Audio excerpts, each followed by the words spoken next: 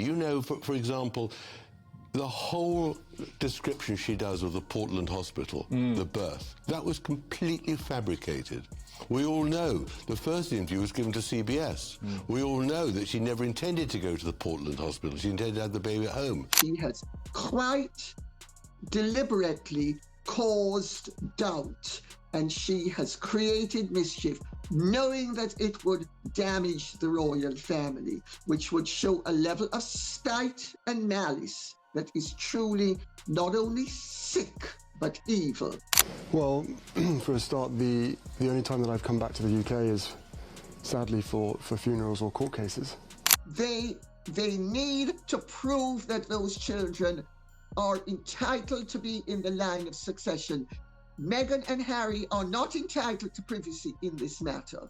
Absolutely. What we're really now seeing is that both of them, having posed as the victim for so long. Tom Bower has said it, and Lady Colin Campbell has as well. Both have shared their views publicly, speaking to large audiences and attracting strong attention in both the UK and the US.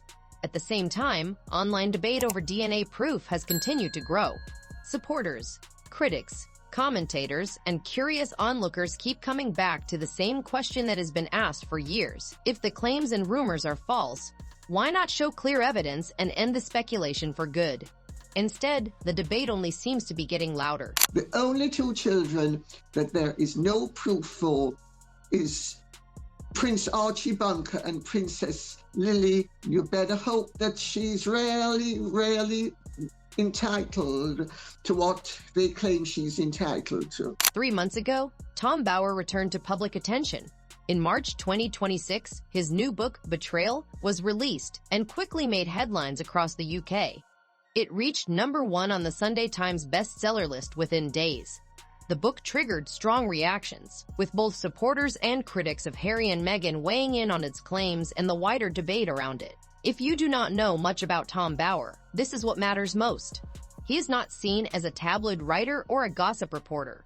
He is widely known as one of Britain's best-known investigative biographers. For years, his work has centered on speaking to people who were directly involved and giving them room to share their own accounts and views.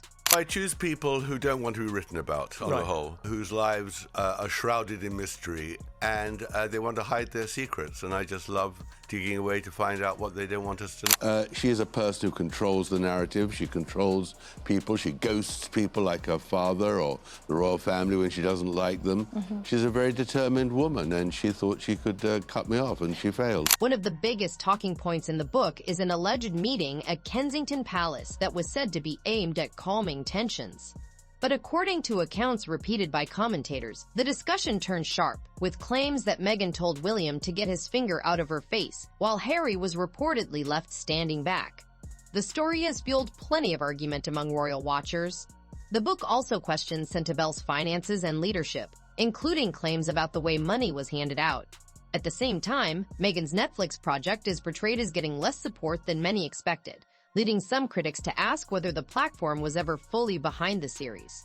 And of course, the family is going to pretend that nothing is amiss, because that's the only dignified thing to do. And they are going to, if they are forced to, they're going to indicate, without giving the game away entirely, that they are pleased, in quotes. My understanding is that they're anything but pleased. Harry and Meghan's spokesperson moved fast in response to the accusations and backlash. The claims were firmly denied, with some of the stories dismissed as conspiracy theories, and critics accused of being too obsessed with the couple. That reply made headlines and brought even more attention to an already intense public argument. Even so, commentators keep noting that Tom Bower has written several books about Harry and Meghan, while Lady Colin Campbell has made similar points for years on television, online, and in interviews seen by millions. Critics also often say these battles have mostly been fought in the public arena, not in court. Lady C has made that point herself more than once. Observers also point out that Harry and Meghan have taken legal action in other media disputes, which has led some commentators to ask why certain critics have not been challenged in the same way. That question continues to drive debate and speculation online. And they haven't sued. Harry and Meghan hasn't sued. She can't sue because Vanity Fair will have made sure that it had ironclad information. Lady Colin Campbell focused on a detail she felt many in the media had missed. Instead of focusing on rumors or headlines, she looked closely at the exact wording of the official birth announcements and argued that some phrases needed more attention. Her view quickly became a major talking point among royal commentators and online audiences. According to Lady C, separate statements were issued when Lilibet's birth was announced, one from Harry and Meghan's representatives and another from Buckingham Palace. She closely compared the wording in both and drew attention to the line saying the family was delighted by the news of the birth of a daughter for the Duke and Duchess of Sussex. Lady C argued that the word "for" was important and gave her own reading of it based on etiquette and language rules she has discussed in her earlier work. She said the wording could be understood in more than one way and questioned whether it had been chosen on purpose. Still, that remains her personal view, and there has been no official confirmation that the wording carried any hidden meaning. Even so, her analysis sparked strong debate and kept the issue alive among royal watchers and critics.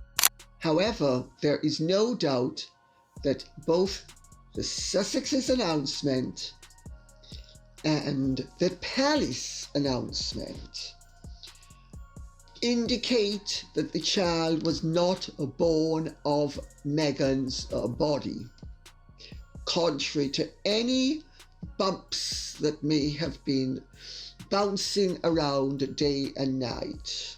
Tom Bower then added a new layer to the story. In Betrayal, he reportedly questioned parts of Archie's birth timeline, including whether May 6 is the correct date and whether certain events match the way they have been publicly presented. Those claims quickly drew attention and sparked a new round of debate among royal commentators and online audiences. To tell the truth, I spoke to very few friends of Meghan because she put a fatwa on anyone talking to me who she could. So I sent off dozens and dozens of emails to her friends, and most of them didn't even reply. Well, I don't mind if they sue as long as they lose. And so far, thank goodness, they've lost. But I think that Meghan, if she sues, she won't want to appear in court being cross-examined by my barrister. So it's best if she doesn't sue. Tom Bower also repeated an argument Lady C had made earlier, saying that no medical professional has publicly confirmed either birth.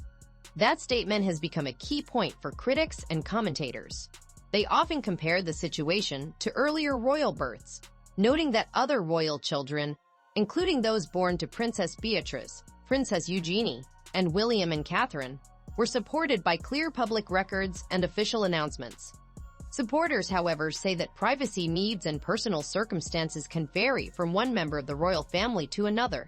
All other royal babies in the line of succession have had their births signed off. Princess Eugenie, Princess Beatrice, Sarah York, Diana Wales, Catherine Wales, you name it. Everybody knows where the babies came from, at what time, with proof. Another issue raised by commentators centers on reports that the doctor publicly linked to Lilibet's birth closed her medical practice around that time and stepped away from her profession. According to those reports, she has not spoken publicly about the matter since.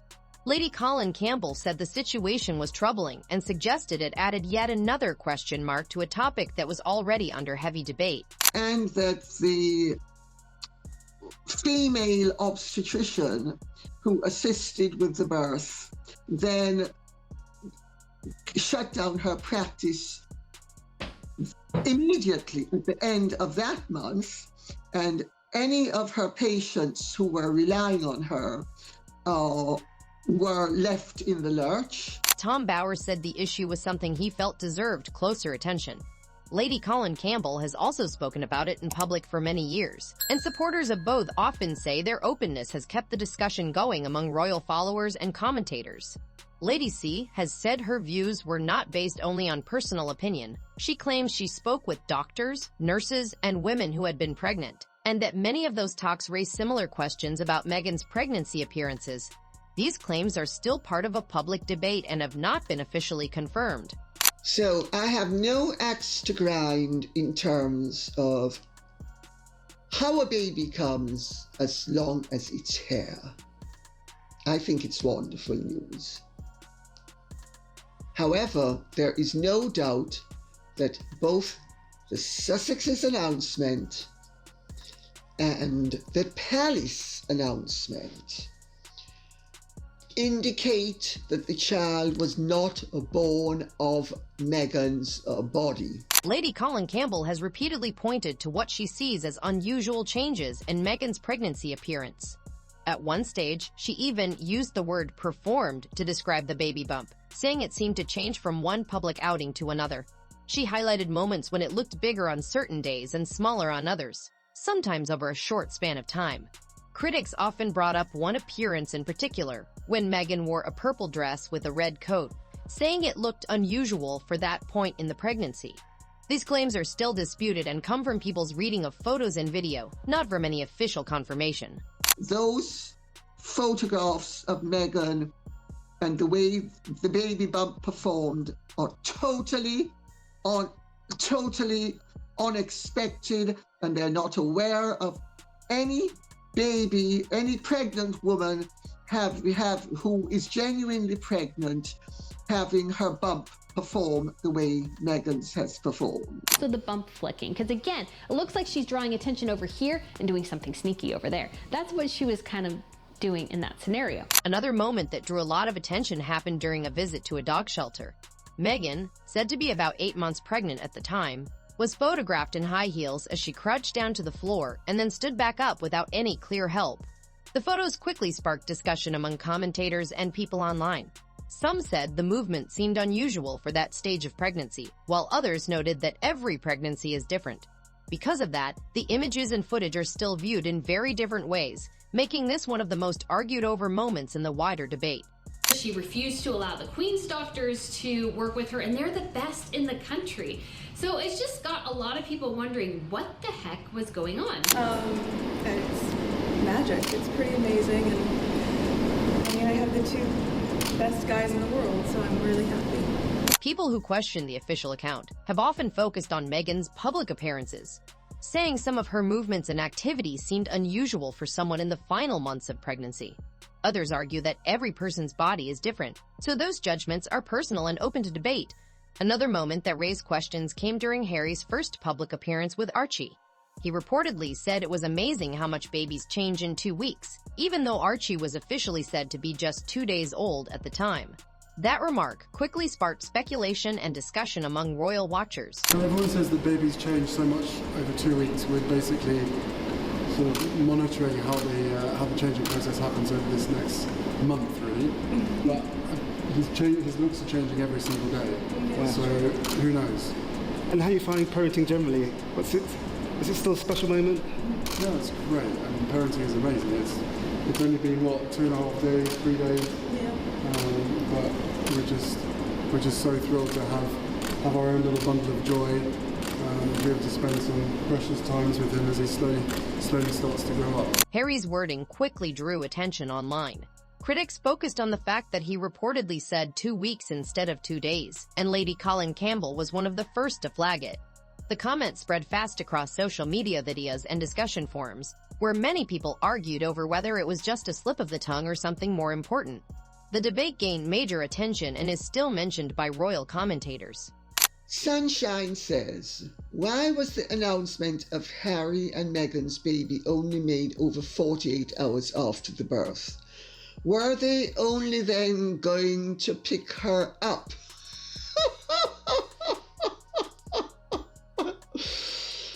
Well, it certainly gave them time to organize things. Lady Colin Campbell and Tom Bower have said the remark was never publicly explained in a way that satisfied people who questioned it. Over the years, both have continued to bring it up, arguing that it deserved closer attention and more follow-up. Many people saw it as nothing more than a simple slip of the tongue, while others felt it was a detail worth revisiting. That difference in opinion helped keep the debate going long after the original appearance. This was almost like a magician's trick. Look over here, my belly, and ignore that there's actually a surrogate somewhere else. I don't think this was the case.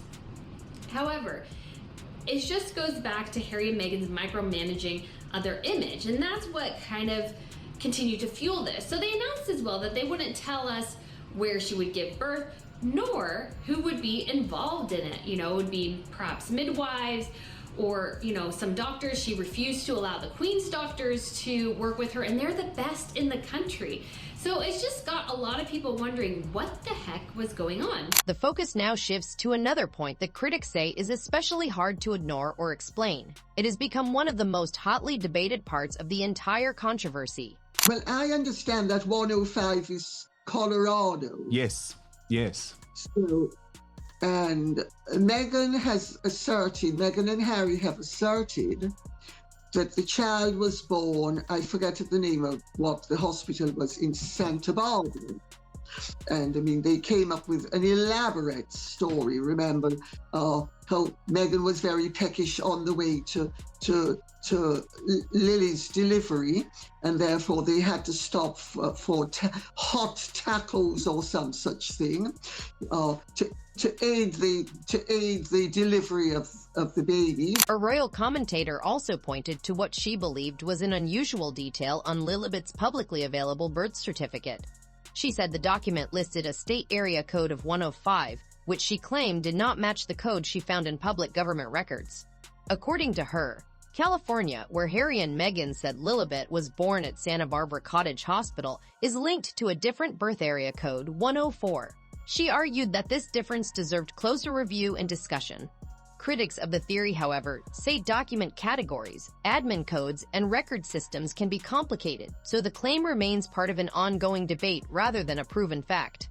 The claim drew even more attention after Lady Colin Campbell spoke about it in public. She said that, based on the information she had reviewed, Code 105 pointed to Colorado, not California. Her comments quickly spread through royal discussion groups and online communities, giving new life to an already heated debate. You know, for example, the whole description she does of the Portland hospital, the birth, that was completely fabricated.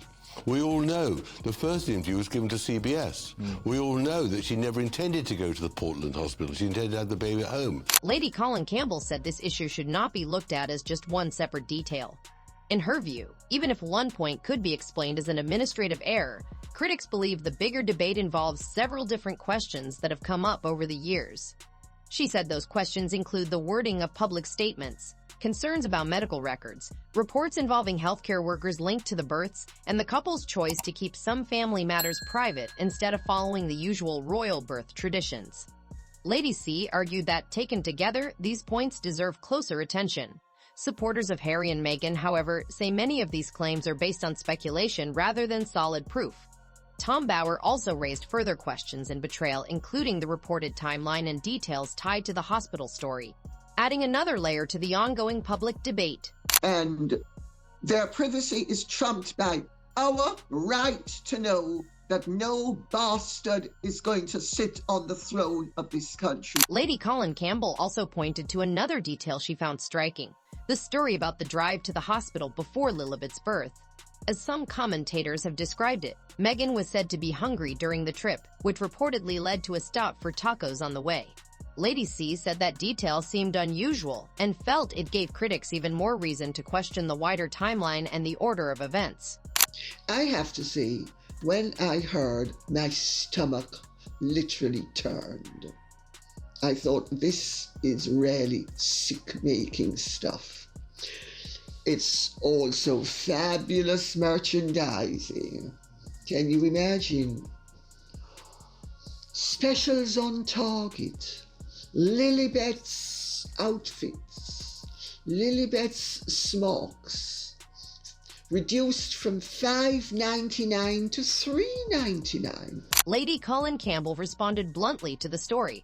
In her view, and based on her own understanding, it did not sound like what most people would expect during active labor. She has shared that opinion many times and often uses it to support her wider criticism of the official account of the births. Lady C has also said that questions about royal succession draw strong public attention because members of the royal family are part of a line of succession recognized in the United Kingdom and across other Commonwealth realms. Because of that, she believes openness on anything linked to succession matters. Others disagree. They say Harry and Meghan deserve a high level of privacy when it comes to medical and family matters. Even so, the issue continues to spark debate among royal commentators and the public. The only two children that there is no proof for is Prince Archie Bunker and Princess Lily. You better hope that she's really entitled to what they claim she's entitled to. You and I have two skins in this game because we're both dual nationals. Most people only have one skin in the game, but we are doubly entitled to know that those children are rightfully in the line of succession. In recent months, something seems to have shifted. Conversations that used to stay mostly in social media comment threads are now reaching a far larger audience. Questions about DNA testing, verification, and transparency are being discussed more openly across online platforms in both the US and the UK. The topic is still very controversial, and much of the discussion is based on public speculation, but interest has clearly grown. It is now drawing more attention from commentators, content creators, and royal watchers on both sides of the Atlantic. Hasn't had the children herself, or Harry hadn't been involved, then they can't be in the royal line. You know, they have to have royal blood, those little ones, and without that, there's no chance of them becoming a member of the royal family. This debate does not seem likely to die down soon. Lady Colin Campbell has repeatedly said she believes there are serious legal and constitutional issues tied to the line of succession. In her view, the rules around royal succession make the details of an heir's birth a matter of public interest, which is why she says the subject should be examined more closely. She has also argued that if children were ever born through surrogacy, it could raise questions about how current laws and succession rules would be applied. However, these claims are part of an ongoing public debate and are not based on any official ruling about Harry and Meghan's family. Lady C has also spoken about UK surrogacy laws, saying many people do not fully understand how they work or what limits may apply in certain cases. That has added another layer to an already intense debate. Has she just not sued Lady C? She hasn't even denied that claim. That's the thing that is most astonishing, and it really is shocking. It's completely shocking. Lady Colin Campbell has also highlighted how surrogacy laws can differ from one country to another. She has said that California is widely seen as having laws that are more supportive of surrogacy than those in some other places. Commentators discussing the issue often say that, in certain cases, birth records may name the intended parents, while details involving a surrogate may be handled through separate legal steps and privacy rules. These legal arrangements have become another part of the wider debate. When it comes to surrogacy laws in the UK, you cannot pay your surrogate. Your surrogate has to volunteer to do this.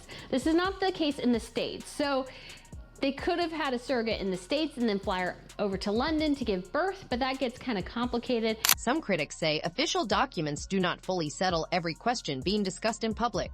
In their view, paperwork can still be read in different ways, which is one reason the debate has continued to gain attention online and in the media. Tom Bower's Revenge did not present surrogacy as a proven fact.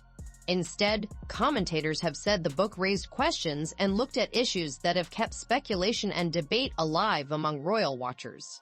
You can't beat the real story. I mean, that's the excitement of writing these sort of books, that in the end, nothing beats the truth, the real facts. Critics of Harry and Meghan say the wider pattern described in Betrayal raises questions about how they have dealt with public attention and royal tradition.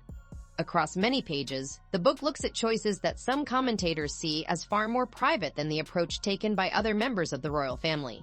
Supporters view those decisions as fair and sensible steps to protect personal and family privacy.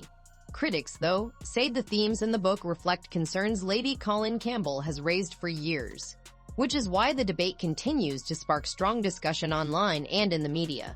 Calls for DNA testing have continued to spread across social media, online forums, and royal commentary channels, attracting major attention in both the US and the UK. As the discussion has grown, many observers have pointed out that Harry and Meghan have not publicly answered these specific demands. That silence has become a major issue of its own. Critics say it only adds more fuel to the speculation, while supporters argue that the couple has no duty to respond to every rumor or accusation shared online.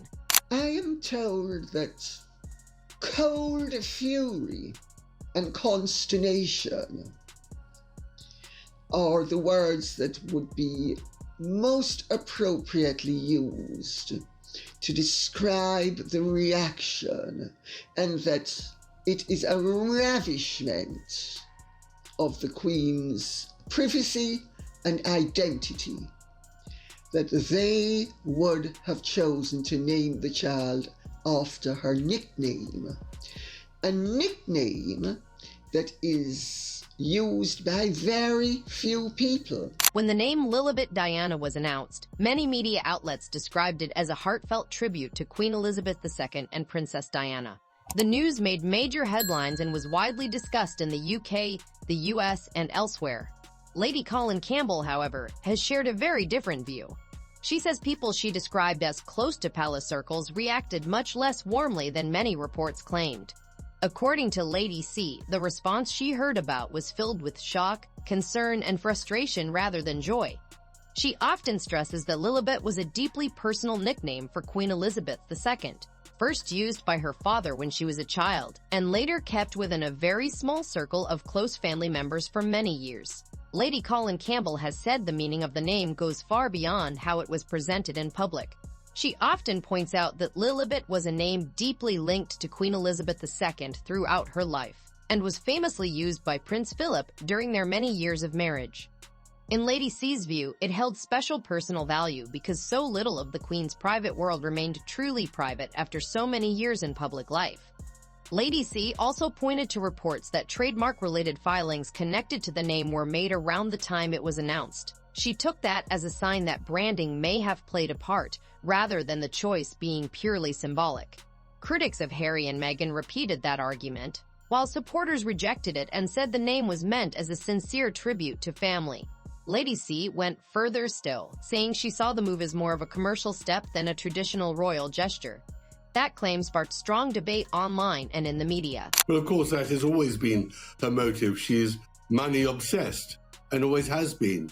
And that is why she married Prince Harry. A great surprise and disappointment was to discover that Prince Harry had very little money. She imagined he'd be worth hundreds of millions, if not billions. And she's having to make up for it now. Tom Bower made a similar argument in Betrayal. In his view, many of the couple's biggest decisions can be seen in terms of branding, public image, and long-term commercial potential. He suggested that even very personal matters often become part of a wider strategy tied to media attention and market appeal. Some critics have accepted that view, while supporters strongly reject it, saying it is based on speculation rather than solid proof. Even so, Bower's comments have become a regular part of the wider debate around Harry and Meghan. When Prince William and Catherine, Princess of Wales, responded publicly to the birth announcement, they congratulated Harry, Meghan, and Archie on the arrival of baby Lily. That specific choice of name quickly drew attention from royal commentators, many of whom pointed out that the message said Lily instead of Lilibet.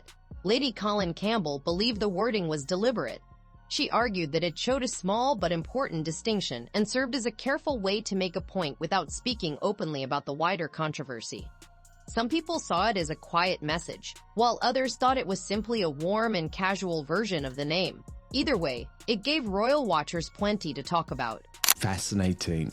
I mean, I would not doubt it, actually, because this is a very crafty woman who is trying to put all of the puzzle pieces together so that if the marriage does end, or maybe it's not a matter of if, Alex, maybe it's a matter of when the marriage does end, she is in the pole position to make him look bad and also for her to make the money. So that's really fascinating intelligence. A more disputed claim raised by royal commentators centers on Spare and Harry's comments about his past drug use.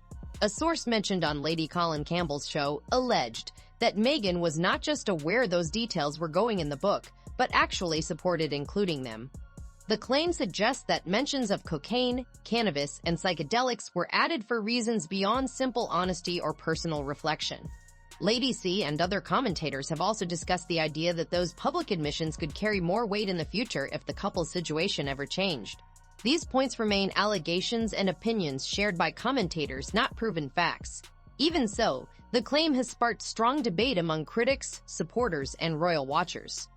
That she was hunting for a man in England from 2013 onwards, when her marriage had crashed and she couldn't find anyone in Canada at the time. And she wanted wealth and she wanted fame. And there's no doubt she targeted Harry and found someone who was a childhood friend of his who could introduce them. Some commentators have wondered how very personal public statements might be judged later in legal cases, media coverage, or public relations battles.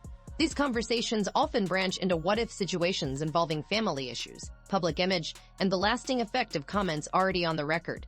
Lady Colin Campbell has often described Meghan as highly strategic in the way she handles big decisions and public appearances, saying this has been a steady pattern throughout her career and public life. Tom Bower makes a similar argument in Betrayal, presenting Meghan as someone who plans carefully and stays several steps ahead. Supporters, however, see those same qualities as ambition, readiness, and strong media awareness rather than calculated behavior. The split in opinion continues to drive debate among royal commentators and the public. I know when people are cutting me out, and it was just ridiculous how difficult it was to get to people who I genuinely wanted to hear the good side of her from. But obviously, she is a person who controls the narrative. She controls people. She ghosts people like her father or the royal family when she doesn't like them. She's a very determined woman, and she thought she could cut me off, and she failed. Another report that drew major attention claimed that Meghan's team had looked into interest in a possible book after a divorce. The story spread quickly across media outlets and royal discussion circles, leading to heavy speculation about what such a project might include if it ever moved forward. Critics often note that there was no well-known legal action or clear public pushback against those reports. Lady Colin Campbell has said that this silence stands out most to her. In her view, the lack of a denial became nearly as important as the claim itself, and she has continued to stress that point for years. Tom Bower also added fuel to the debate with nearly 500 pages of claims, allegations, and behind-the-scenes stories that people are still arguing about today. Lady Colin Campbell has likewise spent years sharing her opinions and interpretations in public, keeping many of these disputes in the spotlight and driving discussion among royal watchers around the world. At the same time, more people online are calling for greater openness and answers to questions that have lingered for years. Supporters and critics remain sharply split. But one thing is certain, the debate is louder than ever, and public interest does not appear to be fading anytime soon. If you found this video interesting, please like, subscribe, and share it with others who follow royal news and controversy. Most of all, leave a comment below and tell us what you think about the issues covered today.